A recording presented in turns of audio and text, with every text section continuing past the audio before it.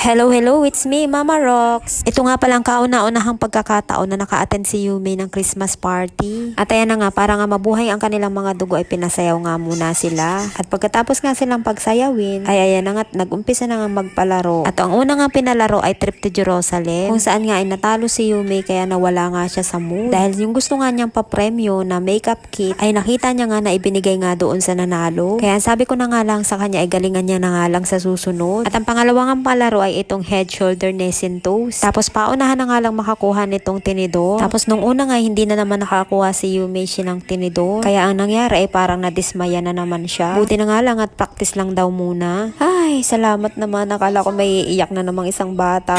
So ayun na nga, hindi nga siya nakakuha nung una So ay ito na nga, ay feeling ko talaga ay ginagalingan niya para nga makuha niya yung kanyang gusto.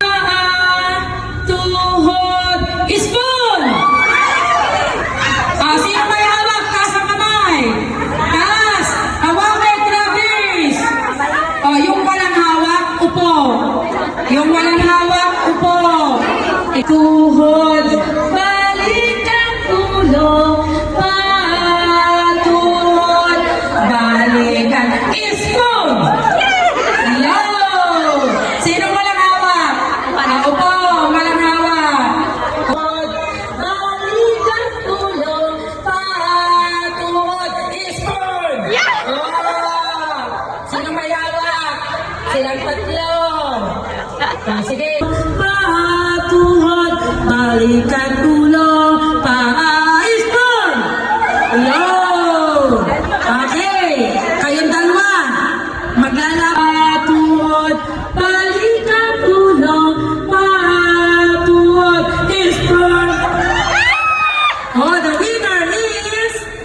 Ang galing ng babae, no? O diba, ginalingan niya para makuha niya talaga yung gusto niya. Kaya naman proud na proud talaga ako sa'yo, Yume.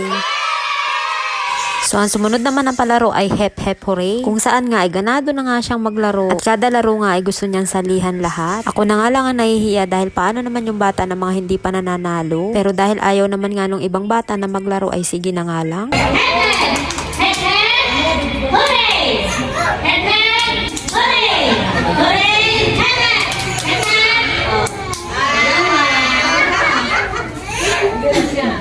At hindi ko na nga namalaya na sila na nga pala ang nanalo sa Hep Hep Hooray. At dahil nga birthday ni Yume sa December 31, kaya naman bumili nga kami ni Papa Kim ng cake para naman makapag-blow nga siya kasama ng mga classmate niya. Birthday, happy birthday to you. Okay, blow. Paayos mo ulit ang upuan. Para mga bata ay blow. So ayun na nga, kaya pala madami sila dun sa unahan. Ay dahil nga lahat nga ng may birthday ng December ay kinantahan na nga ng happy birthday. And after nga magkantahan ay syempre ay bibigay na nga namin ang gift naming mga parents kay Ma'am Daisy. So bali surprise gift nga pala namin ito kay Ma'am Daisy. Kaya naman niya sa hawak-hawak.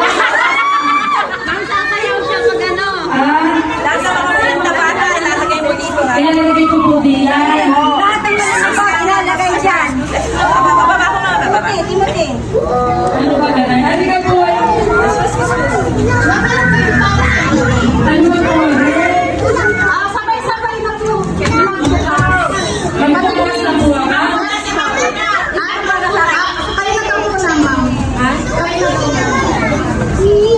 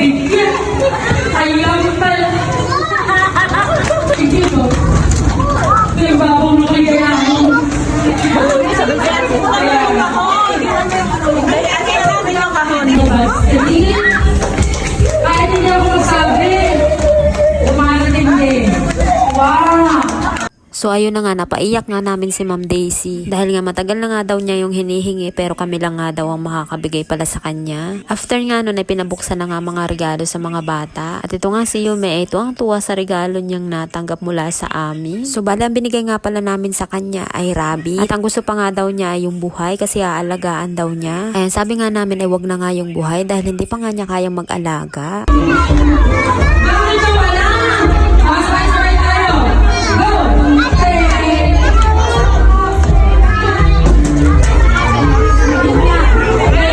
Walang laman. Meron. Ayan. Dito ka Rocco. Kaya na kapay. Anak ka. Baka meron din dito. Uy, pinay ka. Walang din ka. Vicency. Ayan. Namimigay sila ng regalo. Sige. Mga mami, salamat po na marami. Okay, mamimigay natin po yung parents. Mga sumuporta sa ating mga singles. Wala nga alis! Wala nga alis! Wala nga! Doon po kayo simula sa likod para diretso. Thank you po. Thank you. At dito na nga po nagtatapos ang masayang Christmas party ni Yume. Maraming salamat po sa mga nagbigay ng gift. So paano, hanggang dito na lang po muna. Maraming salamat sa panonood. Bye!